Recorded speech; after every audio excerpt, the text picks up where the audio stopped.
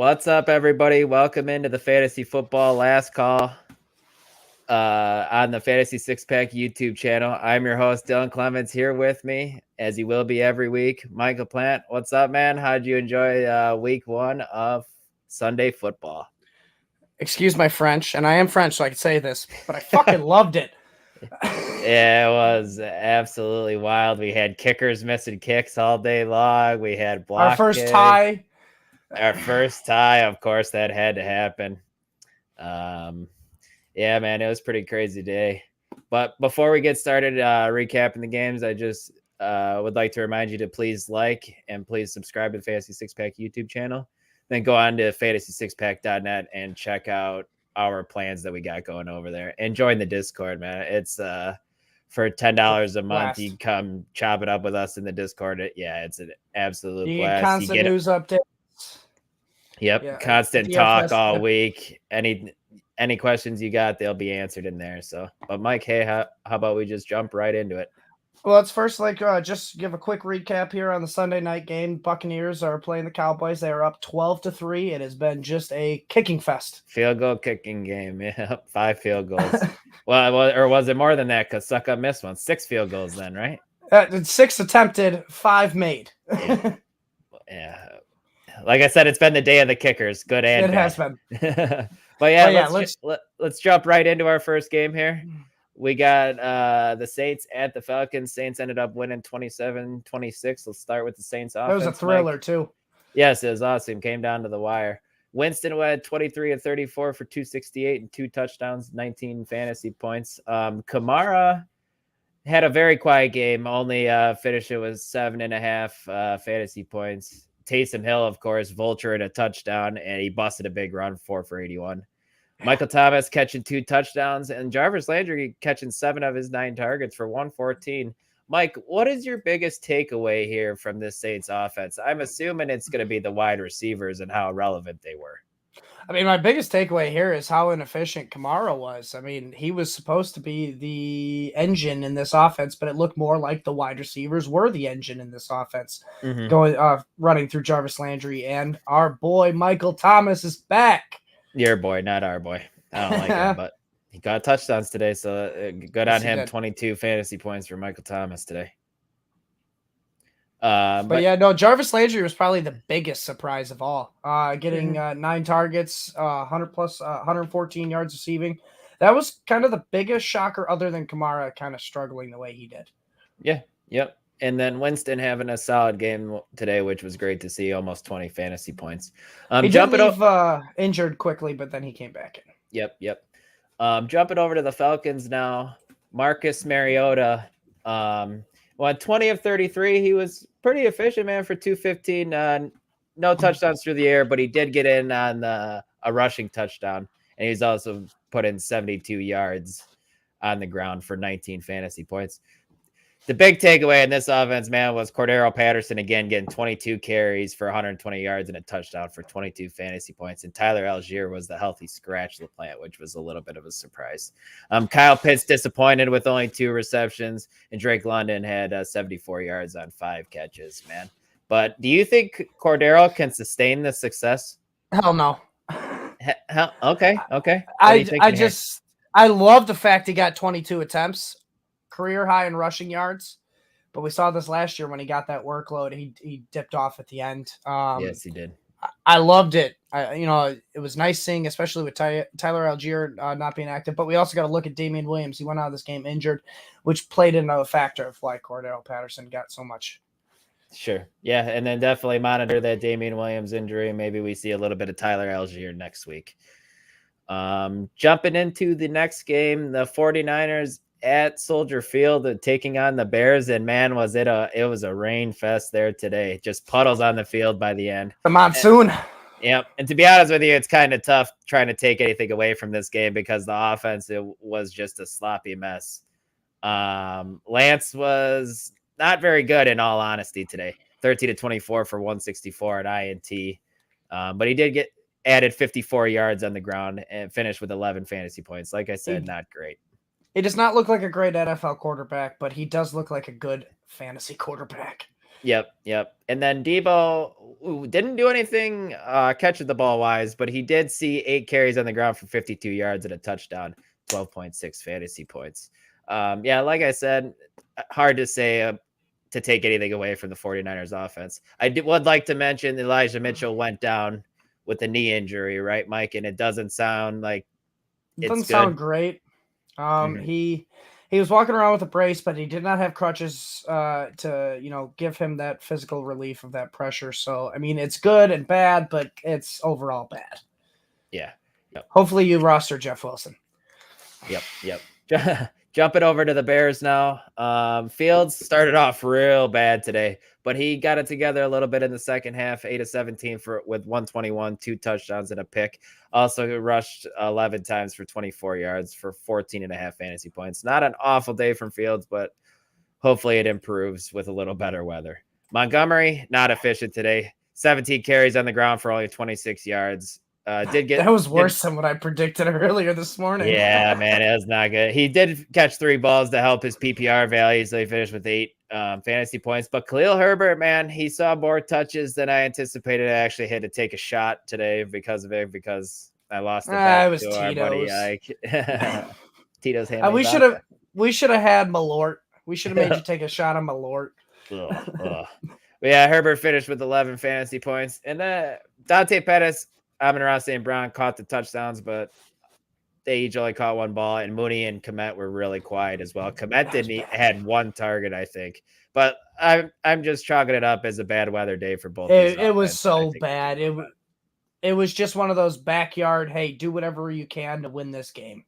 Really, and that was one of the Fields' touchdowns when he just evaded the pocket and the pass rusher with Pettis, and just a broken play and threw it across the field to a wide open Pettis for a touchdown. So it was just broken plays that won that game, honestly. Yep, for sure. Next game, Steelers at the Bengals. Steelers winning, man. This game was a thriller and another field goal kicking nonsense. Steelers win 23-20. Bengals had a chance to win at regulation, and Minka Fitzpatrick went flying through the line for the block kick. Man, that was insane. Remind me of Troy Polamalu, man. It really did. Nuts how he just went in there and blocked it, and it was like scripted. Yep. Trubisky was efficient today, 21 of 38 for 194 and a touchdown. Najee Harris, 10 carries for 23 yards, and he did catch the touchdown from Trubisky, saved his day. He did go out with a foot injury too. Tomlin said it's nothing serious, correct, Mike? I mean, Mike Giardi of NFL Insider said that it's nothing to be too serious about. Okay. But I would monitor it. Foot injuries on running backs are not good in general. Sure. Freiermuth with 10 targets. That's great to see. He caught 5 of them for 75 yards, and Deontay Johnson saw 12 targets as well. Shocker. He's a target monster. Caught 7 of them for 55 yards. Mike, do you think can Freiermuth sustain this and be a streaming tight end week in and week out? I mean, if he can get 10 targets a week, hell yeah. I mean, I shouldn't even say streaming. I'm sorry. Pretty much a tight end 1 each week, I should say. Tight end 1. Now that's going to be the tough one here, because in a tight end 1, you got to be the number 2 or the number 1 option in your offense, and you probably got to score a touchdown that week if you're not the number 1 or number 2 option in that offense. Now, Muth, I mean, by all means, it kind of looked like he was the second option when they were struggling with Najee Harris. And I mean, Claypool, he was getting his little trick plays, end arounds, whatnot. But it's 6 carries from Claypool today. Very strange day today. It does look like if the Muth man can, sustain 10 targets a game, he absolutely can finish as a tight end 1. Mm-hmm. Yeah, I don't think anyone's banking on the 10 targets a game though. But that's the hard part. 6 to 10, I'll take that week in and week out for sure. Jumping over to the Bengals now, man, what a wild day for Joe Burrow. 33 of 53 for 338, 2 touchdowns. Guys, he got picked 4 times. He might have even lost a fumble and escaping. No shit. It was absolutely nuts. Mixon 27 of 8 for 82 on the ground. Also got 9 targets, Mike, and that was kind of a knock on him during draft season that Mixon wasn't going to see a ton of targets. Saw 9 targets today, catching 7 of them for 63 yards. So that was a nice surprise. And then Jamar Chase, 16. That Go could ahead. be a fact that could be the fact that T. Higgins did leave this game with an injury as well. Yes, good call. He got hit real hard in his head and unfortunately went out with concussion-like symptoms in the second quarter, I want to say. Chase saw 16 targets, 122, and a touchdown. Boyd was okay. Caught 4 of his targets. But Mike, what can you take away really from this Bengals offense in this one? It's just great to see Mixon get all that passing game work. But Boyd also got a touchdown in this. I know you forgot to write it down on the show sheet here. He did get a touchdown on those 33 yards. But what was your question again? My apologies. I think it was just great to see Mixon in the passing game. Go ahead. Like I said, I think that's more attributed to T. Higgins going out.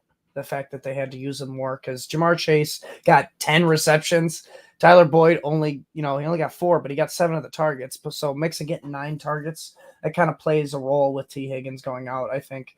I like it depending on how long T. Higgins is going to be out, but I don't know if we can sustain 9 targets a game for Mixon. Yeah. We do have a question here though. If you do want to entertain Myth here. He wants to know his thoughts on our thoughts on Kyle Pitts and ETN after week 1. And I am curious to see your thoughts on ETN. I own both these guys in our big home league, man. And I took an L this week. It's looking like unless CeeDee Lamb gets about 2 touchdowns in the second half. Drops a Justin Jefferson on you? Yeah. I'm not panicking quite yet. I definitely didn't like the workload for ETN, only 8 touches. Robinson ate in more than I anticipated coming in off an Achilles. Didn't expect it. And he was way better off an Achilles than I ever expected. Yeah, for sure. But Pitts, man, it was a tough matchup with the State secondary. So I'm not too worried about Pitts, to be honest with you. And I want to say he saw 7 targets or so. Yeah, Pitts saw 7 targets. I saw a tweet here that he ran a route on 77% of the time he was out there. Like it's nothing to panic about. I think it's just the Saints. The Saints are a tough team as a tight end to score on, and I'm sure they were focusing on him as the number 1 target. Now that's going to be the issue. He's going to get the Darren Waller treatment that Waller got last year, where he might see a lot of double teams. But Pitts is good enough to where I think some of these weeks he's going to be able to break out, and he's going to catch more than just 2 of his 7 targets. Yeah, agreed. Etienne scares me, though. That one I'd be a little doing some investigating with James. Well, hold on. Let's make sure to throw in, Mike, because you were in my basement. We saw Lawrence miss Etienne on a wheel route for a touchdown early in the game. He overthrew him. It saves his day. And Etienne kind of did a little Lawrence hit him on a ball in the flat. That could have been a touchdown. He just kind of batted it down. Yeah, it wasn't good. It wasn't. Definitely not a good day for ETN and a good start to his career. But, moving on to our next game here, Mike. Before we move on here, Godwin is done for the night with a hamstring injury, just like Jovan said. He beat me to it because I'm on a live podcast, you fucker. All right. We got Eagles-Lions next. Eagles took the W here, 38-35. Starting with the Eagles, Jalen Hurts, 18 of 32 for 243. Also ran the ball 17 times, 90 yards and 1 touchdown. He had an awesome day. A hyper-targeted A.J. Brown, like I've been thinking was going to happen here these last few weeks. 10 of 13 for 155. And then Goddard added 3 on 4 targets for 60 yards. Mike, my question is, Miles Sanders goes 13 for 96 and a touchdown. In over 600 days. Yes. Can that sustain, or is that just the matchup and the Lions because they get beat up on the ground quite a bit? I said it this morning. If there was ever a week to love Miles Sanders, this was the week. I felt it was just kind of stupid that he hasn't scored in 600 days, and it was kind of like on the Eagles' minds as well. I think this was definitely prevalent on the matchup, and I don't know if we can see this as a consistent thing moving forward. Yeah, I agree 100%. Kind of an alarming thing to keep an eye on, guys. Devonta Smith saw 4 targets, didn't catch a ball. So that's pretty sketchy, but we don't want to over panic. It's just week 1. It's just something to keep an eye on. Jumping over to the Lions, Goff had an okay day, 217. He threw 4, 2 touchdowns, 1 INT. The big guys that I want to talk about is the running back scored 3 total touchdowns. Swift going bananas. LaPlant with 144 yards. And then Amon-Ra St. Brown. And then just getting vultured every time. He did get in once, but Jamal Williams had 2 of the rushing touchdowns. I know, but he should have had 3. Yep, Swift did all the work, and Williams gets the touchdown. And then Amon-Ra St. Brown, guys, we were curious to see how many targets he was going to get with all the other mouths to feed in the offense. He saw 12 for 6. He saw 12, caught 8 of them for 64 yards, and caught a touchdown. Mike, I want to ask you, can those targets sustain in this Lions offense? I mean, the Lions are playing for, it was kind of close in the beginning here, but the Eagles kind of, just kind of ran away with it. And I think the Lions are just playing catch up. And if that's how we kind of see the Lions, because the defense for the Lions is not great. We already know this. If they're going to allow 38 points to the Eagles, I think it's a good chance that they could be passing a lot. Now, the thing is, we saw it. Swift gets receptions.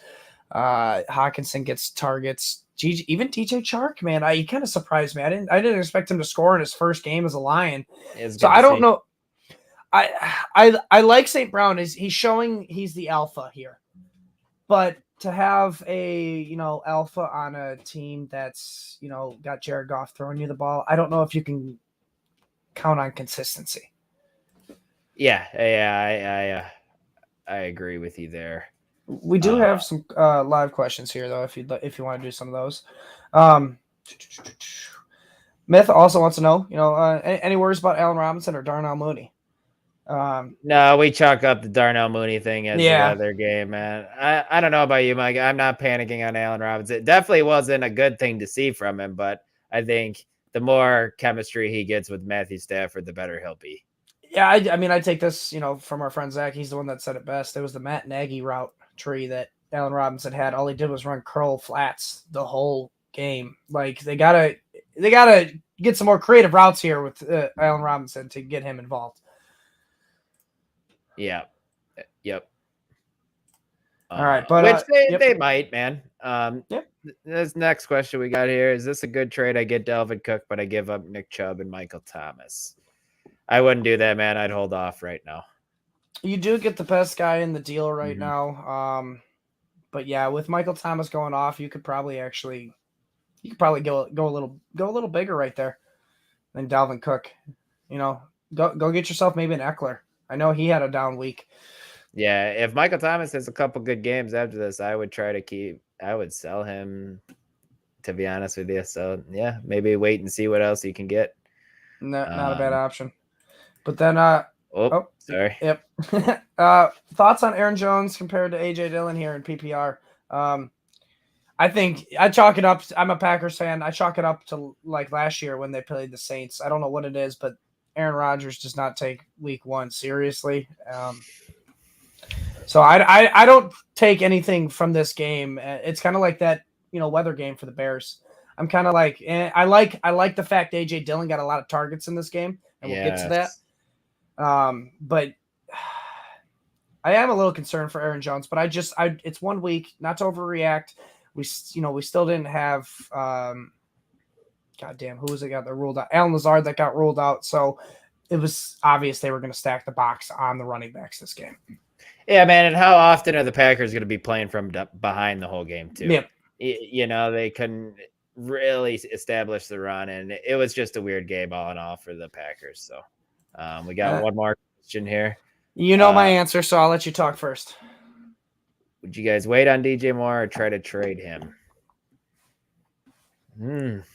I say trade him. I don't trust him. I'm sorry. I say wait till he gets that week like Robbie Anderson had this week, then dump his ass. I can't take his inconsistency anymore. Like he's like Mike Williams. Overall, the end of the season, you look at it like, oh, that wasn't a bad season. And then you break it down into games and you're like, oh, it's disgusting. Yeah, he was definitely disappointing today, but I'm still holding DJ Moore and just hoping the upside gets there. I think we just jump back in here, Mike, to our games. Yeah, Ravens took down the Jets 24-9. It wasn't as big of a blowout as it was, but the game also really wasn't very close. The Ravens kind of handled them.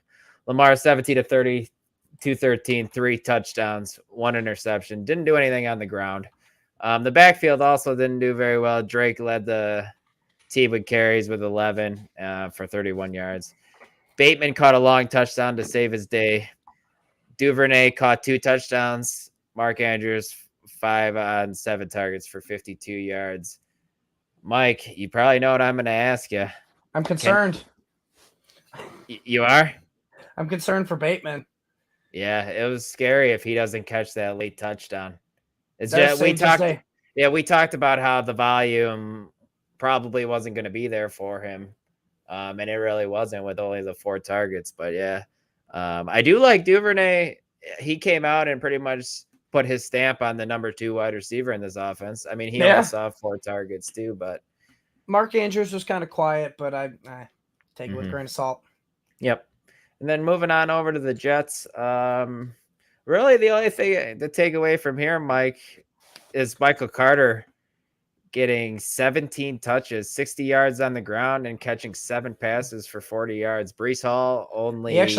He dropped a touchdown, too. Yes, he did. Breece Hall only getting 6 carries for 23 yards. He also saw 10 targets and caught 6 of them. I attribute that to Flacco, though. I mean, we saw that coming. Mike, moving forward, who do you want, Carter or Hall? I mean, the production is speaking for itself, and then also the touches allocated to Carter speak, on behalf of what the Jets said about him. He's the engine.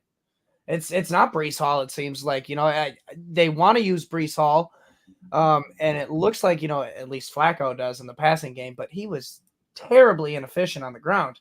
Where Michael Carter at least came in as a change of pace back and averaged 6 an attempt. Yeah, he looks very, very solid today. Very solid. But I think it's we saw this coming. Baltimore Ravens have a tough secondary. I'm not shocked that none of these receivers really had a great day. Mm-hmm. So I'd still I think Elijah Moore's still the guy here. Garrett Wilson showed a little bit of flashes here. Just got to wait for a better matchup for them. Yep. Yeah, and just to mention, Conklin was the one who caught the Jets touchdown. So maybe keep an eye on that streaming tight end. He saw 7 targets, so not a bad idea.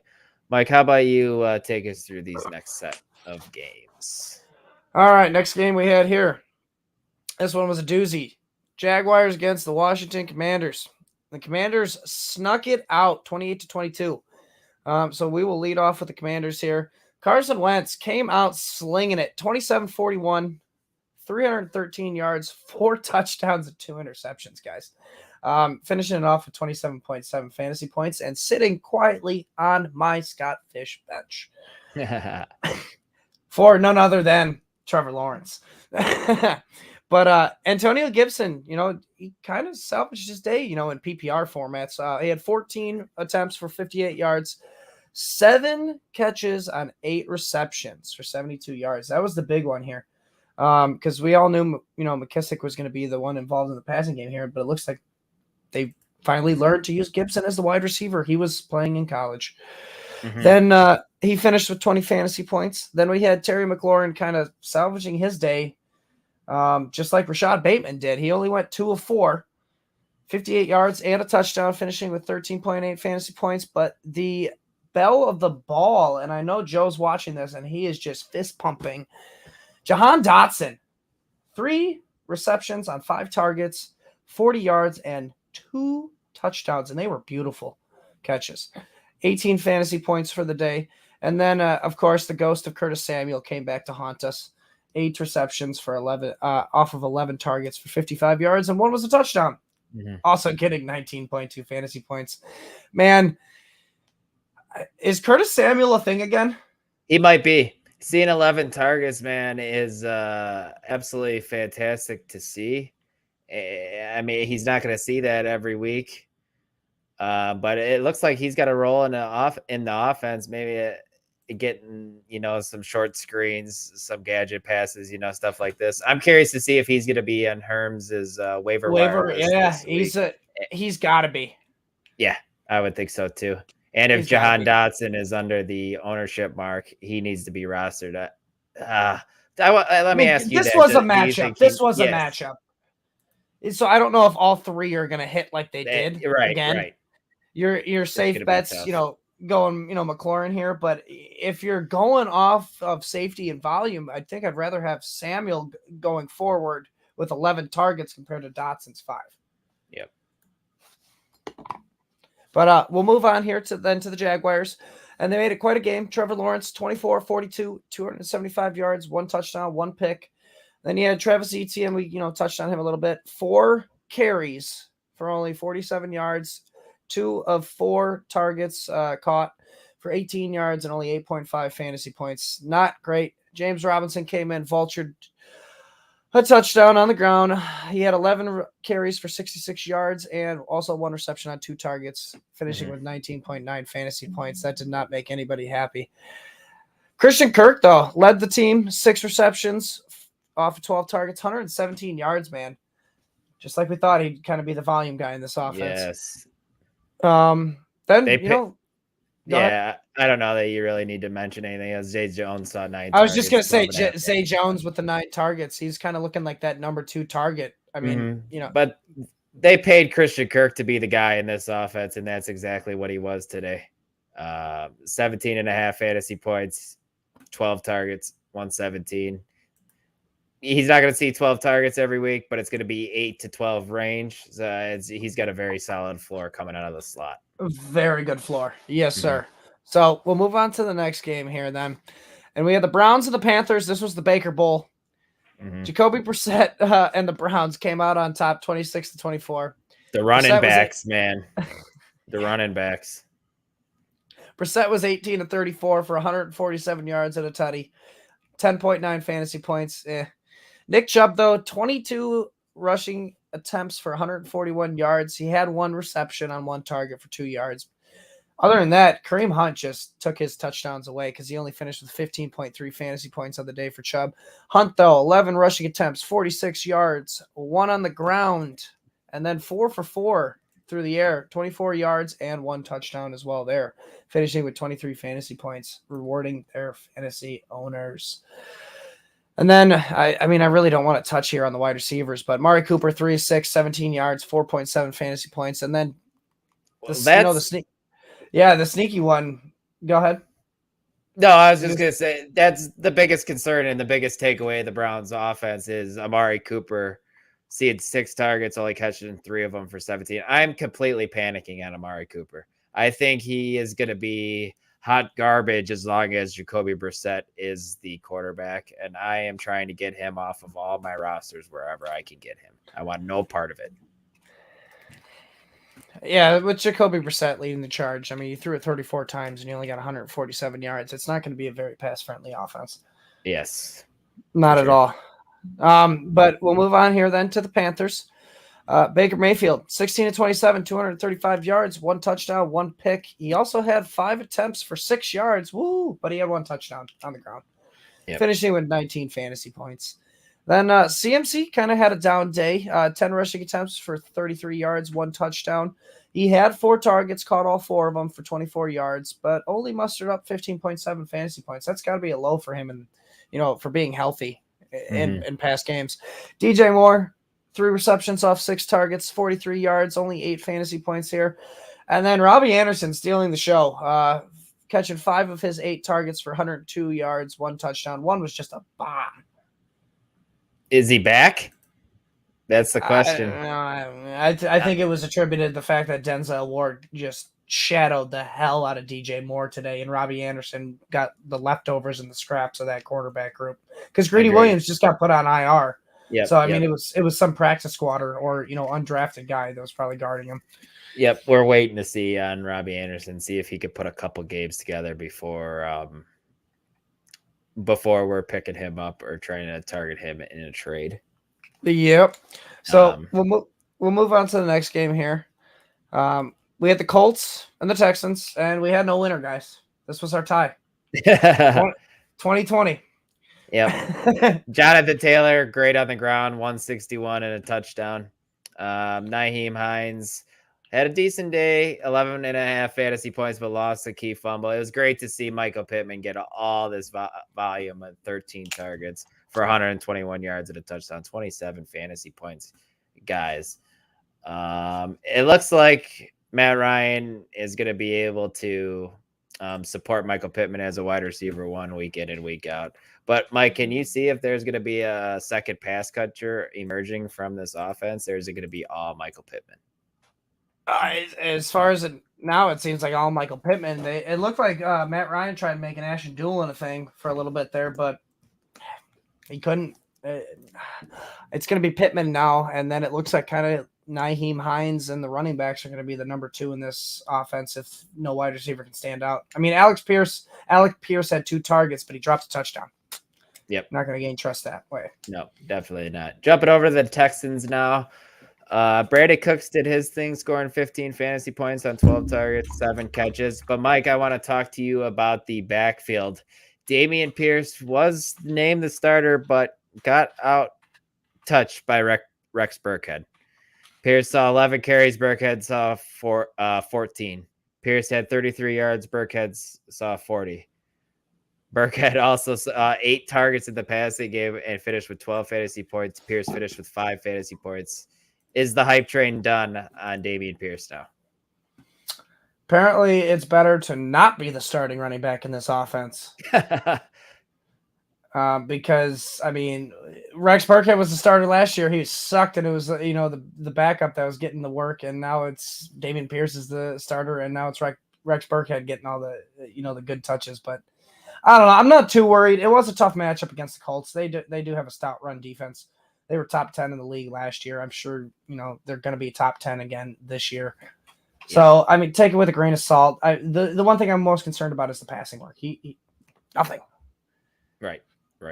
And then just to mention, O.J. Howard caught the two Davis Mills touchdowns, finished with 17 fantasy points. Those were only his 2 targets. So I wouldn't take that with anything. So next game here, Dolphins again at the Patriots. Dolphins win 20-7. Tua was okay, 23-33, 270, and a touchdown for just under 15 fantasy points. Edmonds, not an efficient day on the ground, 12 for 25, caught all 4 of his targets for 40 yards, 10.5 fantasy points. Mike LaPlant, this was the big thing. We weren't sure if Tua could support both these wide receivers. He did today. Tyreek Hill, 18 fantasy points, Waddle, 17 fantasy points, and catching a long touchdown. Can you see this continuing throughout the season, my friend? Yes. This was the one team I was worried about them actually sustaining 2 wide receivers, and it was Bill Belichick because he likes to shut down your number 1 guy, and he tried shutting down Tyreek Hill, but he was still relevant. Yep, just getting peppered with targets. Exactly. I mean, I like Mike McDaniel's offense. It looks efficient. It looks like it can, take some chunks out of the defense, and, they can still run the ball, slash. So I am a little hyped for this offense. Now, it's week 1. Let's not overreact, but Patriots defense is no joke. So I do think this is a statement for the Dolphins and Tua. Sure. Now jumping over to the Patriots, not a whole lot to say here, Mike. They weren't in there. Their game plan didn't go well today. They were down from the start, kind of like we talked about another team earlier. Offense could never really get in a rhothm. I don't know how you can with Matt Patricia calling your plays, but the backfield here, which was kind of their strength, really struggled. Damian Harris, 9 for 48, saw 3 targets, catching 2 of them, 7.8 fantasy points. Stevenson only 5 fantasy points. Is this something that we're going to see moving forward with this offense, or can we expect a little bit more, man? Like Jacoby Myers, only 10 fantasy points. We didn't get anything from this offense today, Mike. No, we did not. This, the way it looked like this might be the worst offense in the league behind the Bears. Brutal. Take it easy, man. That's your 1-0 Chicago Bears. Yeah. Hey, you can say it for a full week because that's the only time it'll be 1-0. Let's go. Tied with the Vikings on top of the division. We'll get to that game later. We can move on. Yep. Jumping into the first of our late afternoon games, Giants-Titans. The Giants upsetting the Titans 21-20. The balls on Brian Daboll to go for 2. Yes. With a minute left. I love it. Culture changer. Let's just jump right into it, Mike. Let's talk about it. That you have the floor. Saquon Barkley, 18 for 164 to touchdown, catching 6 of 7 targets, 31 fantasy points. He's back, right? What are you thinking? Fantasy gods for not giving him some unfortunate, unlucky injury. Mm-hmm. Knock on wood. But God, did he slay, man? He looked like old Saquon, of rookie year. I know you're watching this, Dave, and you'll eventually watch this, but he's back. And everybody who got him in the second round, great value. I mean, this was a tough Titans run defense, and he just put up 168 yards on him, guys, or 164 yards on him. He looked fast. He looked explosive. He's not dancing around as much. Run through somebody. It was just a great day for Saquon Barkley, and honestly, great to see. Jumping over to the Titans now, Tannehill putting up 19 fantasy points. Didn't really expect that. Derrick Henry, 21 rushes, 82 yards. Did not find the end zone, so he didn't have a great day. And he really disappointed. Hilliard. Yeah, Dontrell Hilliard catching 2 touchdowns, 3 of his 4 targets for 61 yards, 21 fantasy points. That helped nobody. Treylon Burks with an okay day, 8.5 fantasy points on 5 targets, catching 3 balls here. Yeah, Mike, I know this offensive line for the Titans isn't great. I think we can expect Henry to do a little bit better. What are you thinking about? How do you feel about Treylon Burks' first game as an NFL pro? A little underwhelming. Granted, I mean, I really would have thought he'd been able to do a little bit better against the Giants secondary that just got rid of James Bradbury. They got Jabril Peppers back there. Other than that, I can't really name another one of their secondary. So I'm really shocked. So I'm a little underwhelmed here. Mike Evans just caught a one-handed touchdown, by the way. That was pretty nasty on a fade route. 19-3, Tampa Bay leading. This game's looking like a blowout already. The Cowboys can't move the ball on offense. It's whole line problems. Yes. Jumping into our next game here, we got the Packers at the Vikings. Disappointing game by the Packers. Vikings win 23-7.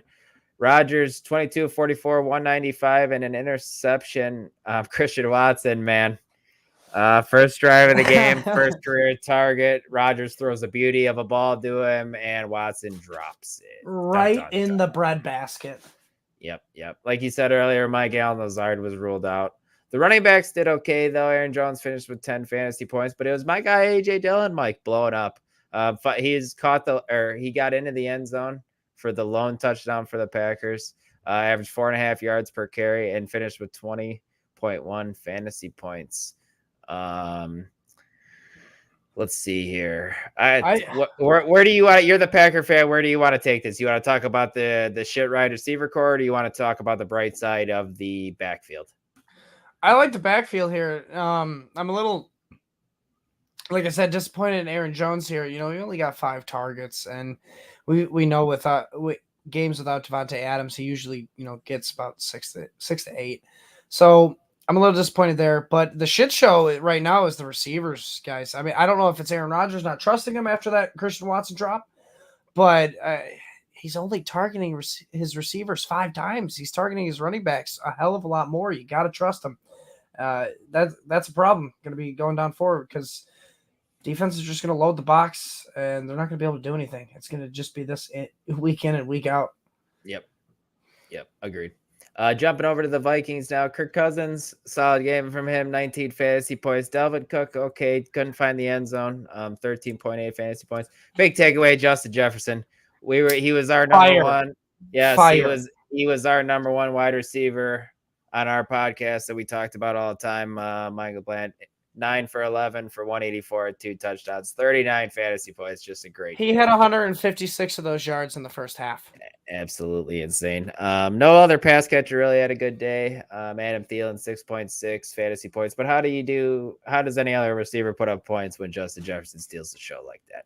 Yeah. So I think that's our biggest takeaway.